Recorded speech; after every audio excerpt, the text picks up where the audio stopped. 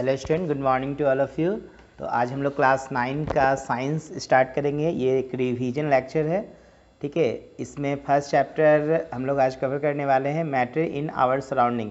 इसके दो पार्ट होंगे, ठीक है। पार्ट 1 में हम लोग पढ़ेंगे आज सबसे पहले कि मैटर के इंट्रोडक्शंस के विषय में जानेंगे और मैटर का जो फिजिकल स्टेट है, सॉलिड, लिक्विड, गैस, अंत में उसके डिफरेंसेस को बहुत ही डीपली हम लोग समझेंगे। ओके, तो चलिए स्टार्ट करते हैं आज का क्लास। कि सबसे पहले आपको बता दूं मैं बच्चों, मैटर क्या है।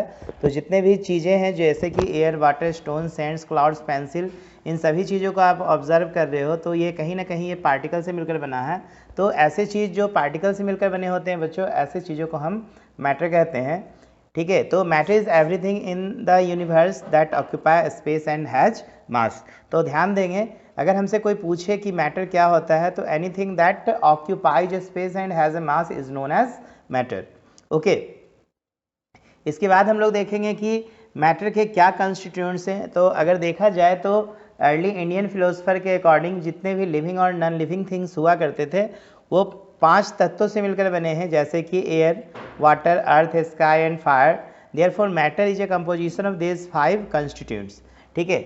लेकिन अब अगर हम बात करें कि क्या मैटर, ये जितने भी पार्टिकल्स हैं वो कंटिन्यूअस हैं, तो बिल्कुल बच्चों, जो मैटर के पार्टिकल्स होते हैं वो नेचर में वो कंटिन्यूअस होते हैं, मूवमेंट में रहते हैं।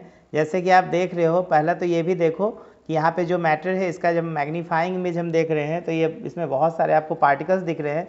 इससे साबित होता है कि ये जो मैटर हैं ये पार्टिकल छोटे छोटे पार्टिकलों से मिलकर बने हैं।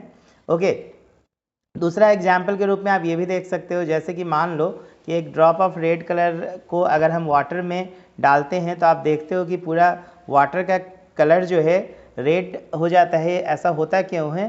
तो बच्चों ऐसा इसलिए होता है कि जो रेड कलर आपने यूज़ किया उसके पार्टिकल बहुत तेज़ी से ब्रेक कर जाते हैं वाटर के मॉलिक्यूल के बीच, क्योंकि वाटर के मॉलिक्यूल्स के बीच काफ़ी स्पेसेस होते हैं जिसमें रेड कलर्स अपना जगह बनाते हैं, ठीक है। ओके, नो प्रॉब्लम्स, आगे बढ़ते हैं। सबसे इसके बाद है what is the size of this particle. तो बच्चों ये जो पार्टिकल्स के साइज होते हैं काफ़ी छोटे होते हैं, ठीक है। अगर देखा जाए तो आप अभी तक मीटर, सेंटीमीटर समझते हो, इससे भी छोटे यूनिट्स जैसे कि माइक्रोमीटर, नैनोमीटर, ठीक है ना, पिकोमीटर, फेम्टोमीटर, इतने छोटे छोटे पार्टिकल्स होते हैं। तो देखा जाए तो पार्टिकल्स के साइज काफ़ी छोटे हमें देखने को मिलते हैं। ओके, तो नेकेड आइज से तो हम देख नहीं सकते हैं, हमें इसे हाईली मैग्नीफाइंग इमेज इसका लेके, ठीक है, माइक्रोस्कोप की मदद से, कंपाउंड माइक्रोस्कोप की मदद से हम इन पार्टिकल को देख सकते हैं। They can be broken into further particle और एज वेल, जैसे मान लो डाइल्यूशन ऑफ कलरफुल सॉल्यूशन। जैसे हम लोगों ने कलरफुल सॉल्यूशन देखा कि हम कि कलरफुल सॉल्यूशन में हम लोग डाइल्यूशन कर रहे हैं। डाइल्यूशन करने का मतलब बच्चों क्या हो गया कि सॉल्यूशन में आप और भी वाटर मिला रहे हो, तो देख रहे हैं कि मिलियंस ऑफ पार्टिकल तेज़ी से क्या हो रहे हैं, फिर से डिवाइड होना स्टार्ट हो जा रहे हैं डाइल्यूशन के दौरान। ओके, जैसे एग्जांपल में आप देखो यहाँ पे 100 ml जो सॉल्यूशन लिया था, काफ़ी कंसनट्रेटेड सॉल्यूशन था। इसमें हमने क्या किया, धीरे धीरे डाइल्यूशन किया। डाइल्यूशन कर रहे हो तो आप देखो पार्टिकल्स जो है बहुत तेज़ी से ब्रेक कर रहे हैं और इसके कलर्स में परिवर्तन आ रहे हैं। इनका कलर में परिवर्तन आने का मतलब है कि इनके पार्टिकल जो है काफ़ी तेज़ी से इस पर्टिकुलर सॉल्यूशन में क्या है, ब्रेक कर रहे हैं। तो देखा जाए तो पार्टिकल्स का जो ब्रेकिंग है बहुत तेज़ी से हो रहा है, ठीक है ना। और अच्छा क्यों हो रहा है, क्योंकि मैंने आपको पहले ही बताया कि यहाँ पर वाटर के मॉलिक्यूल्स के बीच काफ़ी फ्री स्पेसेस होते हैं। उसी स्पेस में ये जो आप कलर ले रहे हो उसके पार्टिकल्स क्या हो रहे हैं, तेज़ी से ब्रेक कर रहे हैं।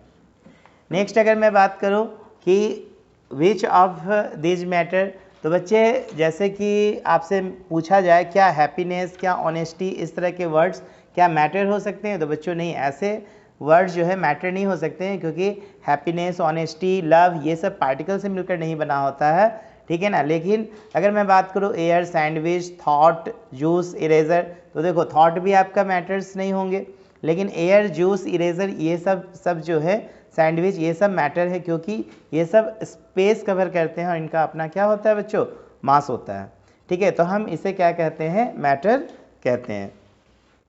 अगर हमसे बात किया जाए कि क्या क्या कैरेक्टरिस्टिक्स होते हैं मैटर्स के, तो बच्चों आप बताओगे कि मैटर्स के डिफरेंट कैरेक्टरिस्टिक्स हैं, जैसे कि जितने भी मैटर और पार्टिकल से मिलकर बने हैं उनके बीच स्पेसेस होते हैं।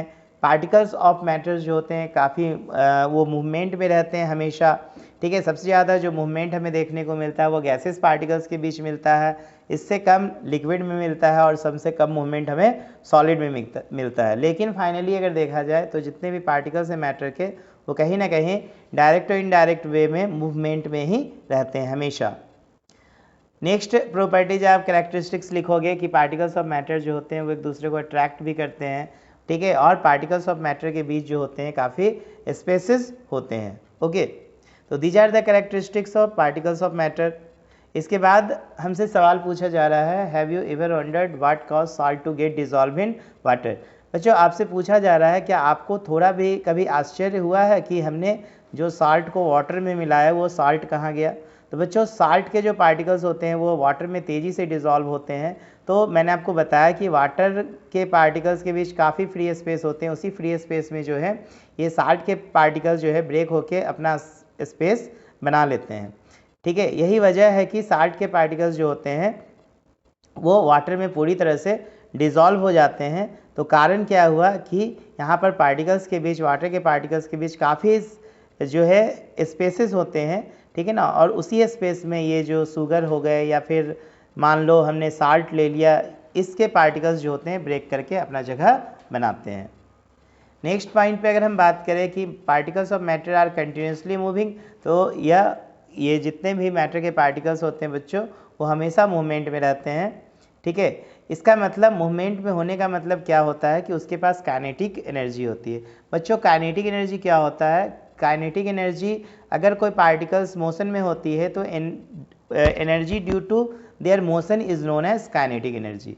Okay, then the particles of matter intermix on their on with other particle of matter, जैसे कि salt in water, various gases in air, ink in water. आप देख रहे हो कि ये सब को हम क्या कर रहे हैं, इंटरमिक्स कर रहे हैं।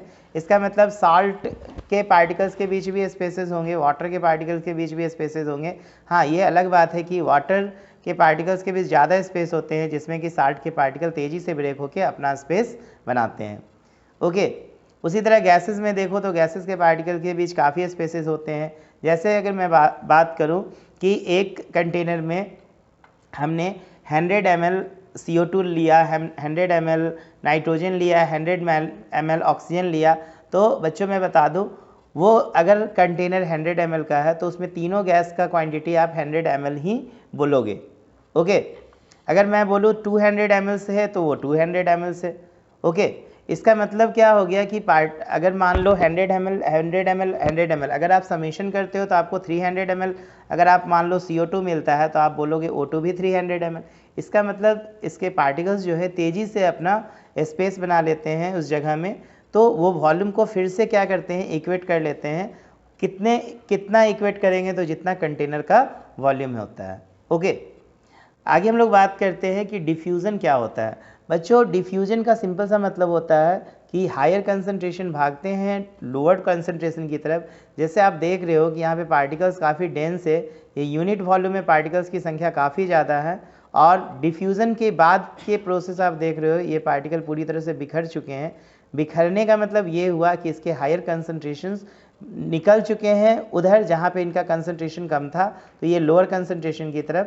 तो सबसे ज़्यादा जो डिफ्यूजन बच्चों होगा वो आपको गैसेस पार्टिकल्स में मिलेगा।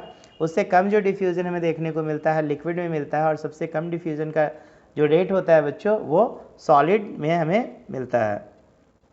इसके बाद अगर हम बात करें क्या पार्टिकल्स ऑफ मैटर एक दूसरे को अट्रैक्ट करते हैं, तो बिल्कुल पार्टिकल्स ऑफ मैटर जो होते हैं ऑलवेज एक दूसरे को अट्रैक्ट करने की कोशिश भी करते हैं। इट मीन्स पार्टिकल्स के बीच अट्रैक्शन होता है। हाँ, अलग बात है कि ये जो अट्रैक्शन होता है सॉलिड में सबसे ज़्यादा होता है, ठीक है ना, लिक्विड में कम होता है और गैसेस में सबसे कम होता है। देखा जाए तो गैसेस में जो पार्टिकल्स के बीच एक प्रकार का क्या होता है कि पार्टिकल एक दूसरे से हटना चाहते हैं, स्केपिंग टेंडेंसी कहने का मतलब ज़्यादा होता है, ठीक है। इसके बाद हम बात करेंगे the amount of force between the particle varies different form of matters.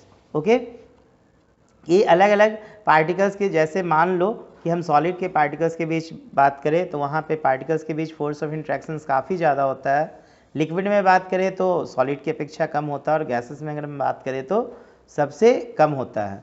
Okay, इसके बाद बात करते हैं solid have the highest force of attraction. तो हाँ, मैंने भी जस्ट बताया कि सॉलिड में पार्टिकल्स के बीच अट्रैक्शन काफ़ी हाई होता है।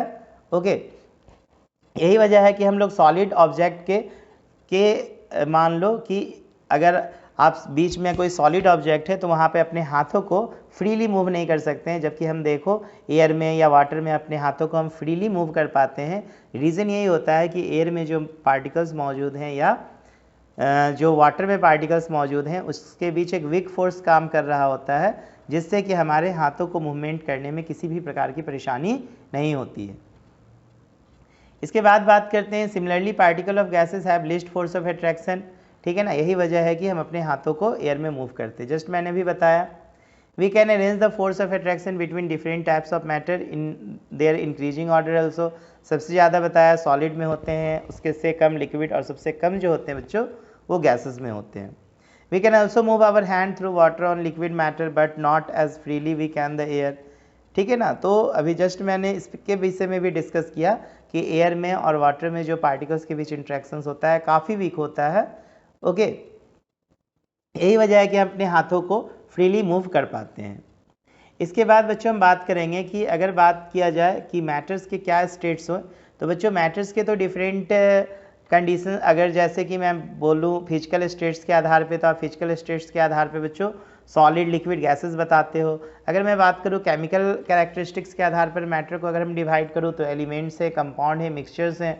ठीक है ना, इसके अलावा अगर इलेक्ट्रिकल प्रॉपर्टी जिसका देखा जाए तो देखिए मैटर कंडक्टर भी होते हैं, इंसुलेटर भी होते हैं, सेमीकंडक्टर भी होते हैं। इसके अलावा मैग्नेटिक प्रॉपर्टीज़ भी हमें पढ़ने को मिलता है, बट इस आपके क्लास 9 स्टैंडर्ड में दिया गया है जो फिजिकल स्टेट है जैसे कि सॉलिड लिक्विड गैसेस, इन सभी के विषय में हमें डीपली स्टडी करना है। तो चलिए सबसे पहले हम बात करते हैं सॉलिड। जैसा कि आप जानते हो, पढ़ते आए हो बचपन से कि सॉलिड स्टेट में पार्टिकल्स के जो इंटरेक्शंस होते हैं काफ़ी स्ट्रांग होते हैं, इनका शेप डेफिनिट होता है, इनके पास एक डिस्टिंक्ट बाउंड्रीज होती हैं, और इनके वॉल्यूम भी जो होते हैं वो डेफिनिट होते हैं, और इनके पार्टिकल्स के बीच काइनेटिक एनर्जी काफ़ी लेस होता है। ठीक है ना, इसका मतलब है कि यहाँ पे फोर्स ऑफ इंट्रैक्शंस ज़्यादा है। ठीक है, इनका शेप फिक्स है, ये इजली कंप्रेस नहीं होते हैं, फोर्स ऑफ अट्रैक्शन मैक्सिमम दे रहा है। ओके, तो स्वाभाविक है कि हम सॉलिड को क्या कहेंगे कि सॉलिड इनकम्पैरेबल होते हैं। इसके बाद अगर बात करें which of the solids rubber band sponge salt, तो देखा जाए तो सभी सॉलिड्स हैं। ठीक है, बट यहाँ पे बच्चों सॉलिड्स में भी टाइप होते हैं, हम लोग हायर क्लास में पढ़ेंगे, जैसे कि क्रिस्टलाइन सॉलिड होते हैं, दूसरा एमॉर्फस सॉलिड होते हैं। बच्चों क्रिस्टलाइन सॉलिड काफ़ी स्ट्रॉन्ग सॉलिड माने जाते हैं, जबकि एमॉर्फस सॉलिड में पार्टिकल्स के बीच का अरेंजमेंट जो होता है वीक होता है।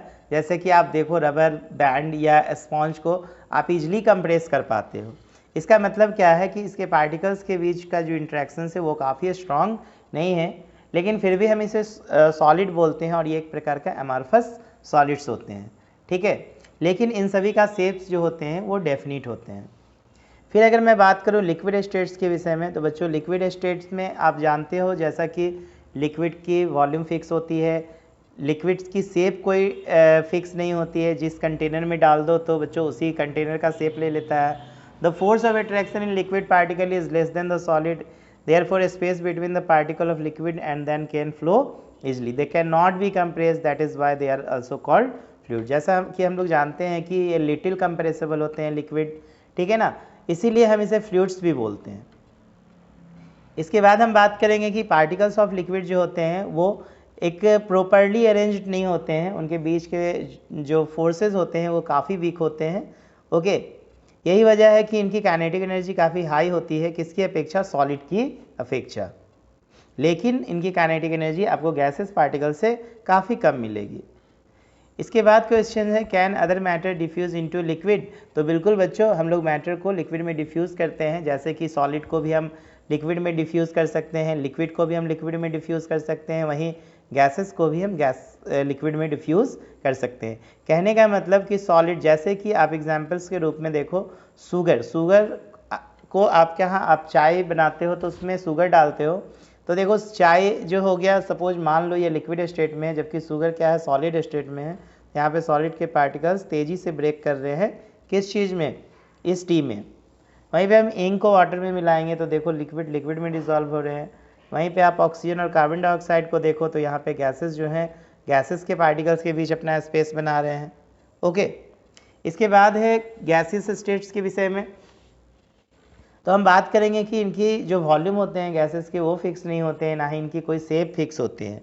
ओके, अगर देखा जाए तो इसमें एक प्रकार से हम ऐसा भी कह सकते हैं कि काफ़ी नेग्लिजिबल फोर्स ऑफ अट्रैक्शन होता है। अब negligible force of attractions means what, no force of attractions, ठीक है। तो कहने का मतलब इनके पार्टिकल्स के बीच काफ़ी लार्ज स्पेस होता है, इसमें एक्चुअली एस्केपिंग टेंडेंसी बहुत ज़्यादा होती है। यही वजह है कि ये किसी भी डायरेक्शन में मूव कर जाते हैं, ठीक है। अल्सो अगर देखा जाए तो सबसे ज़्यादा तीनों स्टेट्स में सॉलिड लिक्विड गैस में सबसे ज़्यादा हम लोग कंप्रेस करते हैं इसी गैसेस को, ठीक है। गैसेस के बीच चूँकि पार्टिकल्स के बीच लॉट ऑफ स्पेस होते हैं, यही कारण है कि इसको हम तेज़ी से कंप्रेस कर सकते हैं। और इनका रेट जो डिफ्यूज़न का रेट होता है वो भी काफ़ी हाई होता है, और साथ साथ इसकी काइनेटिक एनर्जी भी जो होती है पार्टिकल्स की वो काफ़ी हाई होती है। यही वजह है कि आप अपने हाथों को भी बहुत फ्रीली जो है हाई स्पीड से एयर में मूव कर पाते हो। फिर देखिए फाइनली हम लोग सॉलिड लिक्विड गैसेस में डिफरेंसेस अब बता सकते हैं। जैसे कि यहाँ पे ध्यान देंगे सॉलिड्स के शेप डेफिनिट होते हैं जबकि लिक्विड के शेप इंडेफिनिट है, वहीं गैसेस के शेप भी इंडेफिनिट होते हैं। वॉल्यूम के विषय में अगर बात करो तो सॉलिड के वॉल्यूम डेफिनिट होते हैं, लिक्विड के भी वॉल्यूम डेफिनिट होते हैं, जबकि गैसेस के वॉल्यूम इंडेफिनिट होते हैं।